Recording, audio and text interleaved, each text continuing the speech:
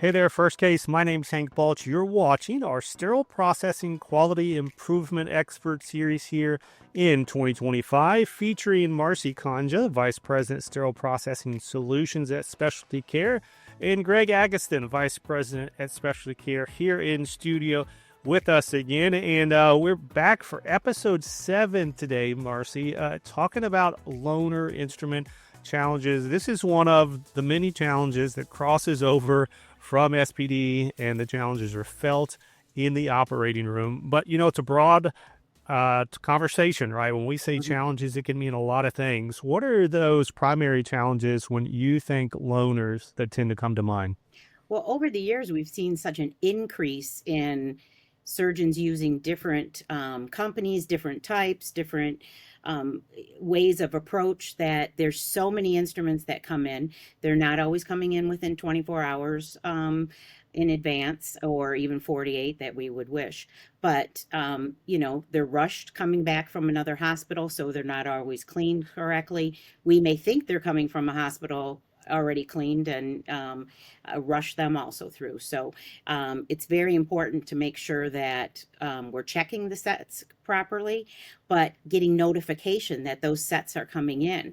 I think that's one of the worst issues that can go on with the loaner instruments right now. If you don't have that communication from the OR scheduler and the surgeon's office to sterile processing so that they're aware of what's coming in and they can prepare their staff. Nothing's worse than the shifts changing 3:30, 4 o'clock, and then 4:30, 22 instrument pans coming in for the next morning that nobody knew about.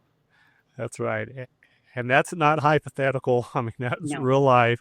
Every single day, facilities across the U.S., you get those little tray bombs dropped on you.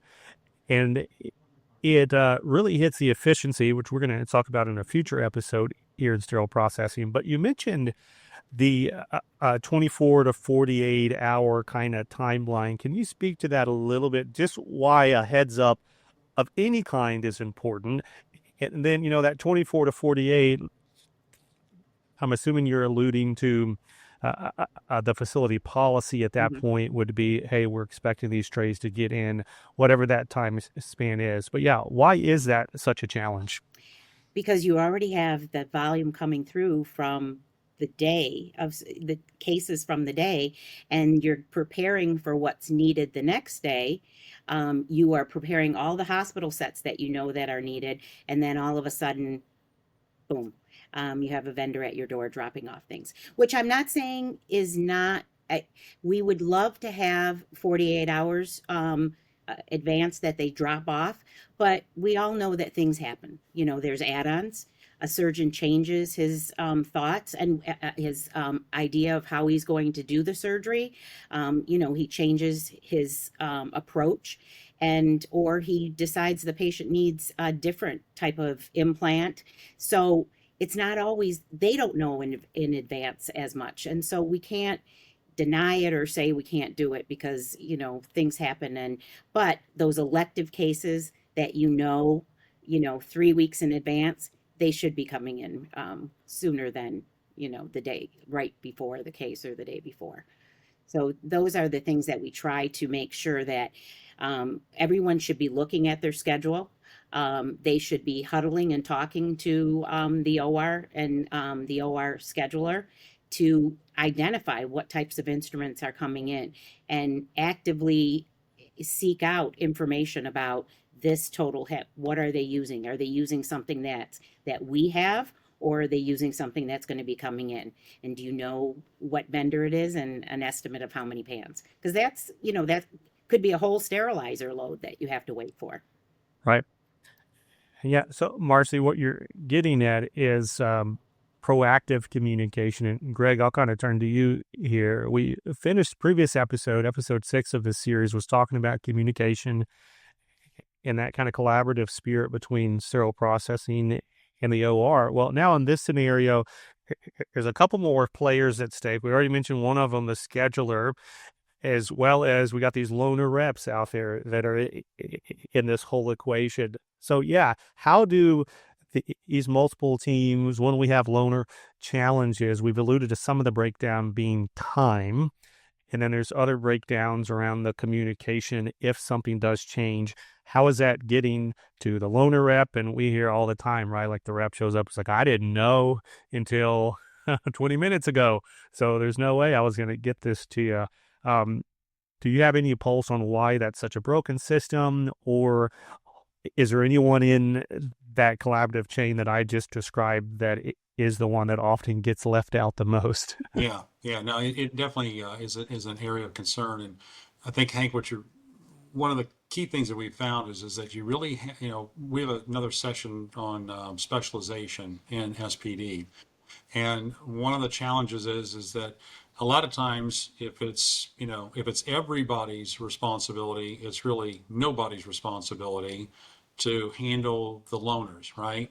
So when we talk about the loaners, and because again, when you consider the volume, a lot of the hospitals that we work in, and I think it's probably pretty consistent nationwide, about a third of the instruments processed in SPD are loaner items. Okay, so it's a high volume. It can even be greater than that, but on average, probably about a third of the instruments, or if not more, are coming in from the outside via a vendor. And that presents two challenges. So the first challenge is that one, the instruments, because they're not owned by the hospital, typically are not inputted into the inventory tracking system like the hospital owned sets are, right?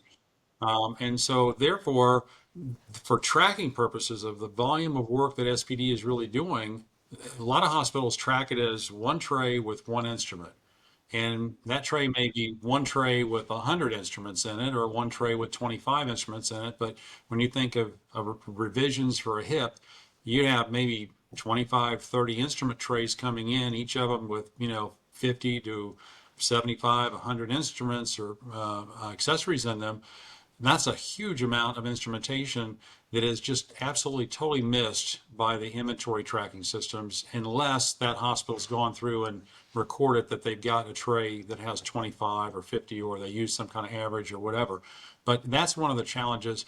But back to the original question is it really requires somebody to be, depending upon how busy the hospital is, particularly in the orthopedics, neurospine area, somebody really to be dedicated to that function of when are the items coming in, what items are coming in, who's delivering them, when they should anticipate them, for the, scheduled cases and then the emergent cases, so that you can really get that flow because there's nothing that's more disruptive to the process than all of a sudden, like as Marcy was saying, 10 trays of instruments showing up that nobody anticipated at 4 o'clock in the afternoon and they need it for a 7 o'clock case in the morning, right? So that just throws everything into total chaos.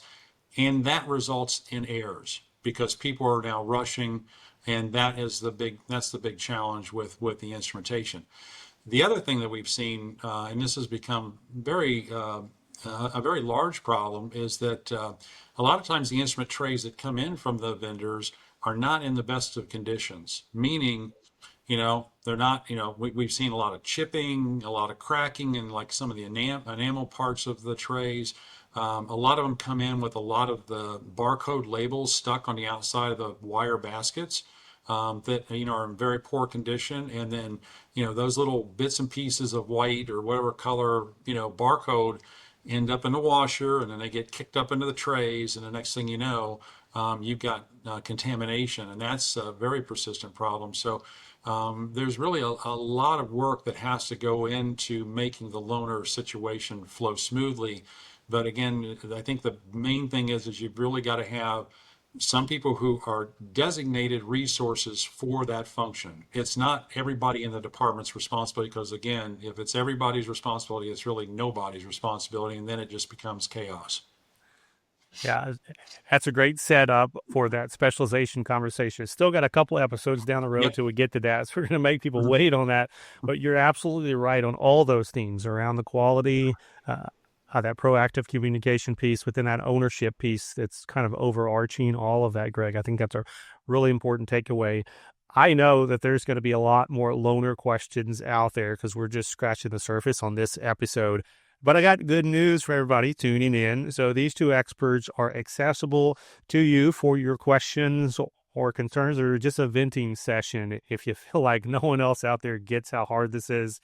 As you can already tell, these folks do. And we're going to have their email contact in the show notes for this episode, but you can also track him down through LinkedIn. So just take their name, drop it in LinkedIn search bar, then go get connected and reach out. That's why we have these experts here to help you work through these questions, both as individuals and then also as your teams and departments and health systems. So Gregg and Marcy, we're going to wrap it here and then come back for the next episode, talking about hidden cost of sterile processing errors and events. We've alluded to some that can happen with the loaner process, but obviously errors are happening all through the inventory and workflow at every different stage in there. So we'll talk through some of those as we have you back in studio next.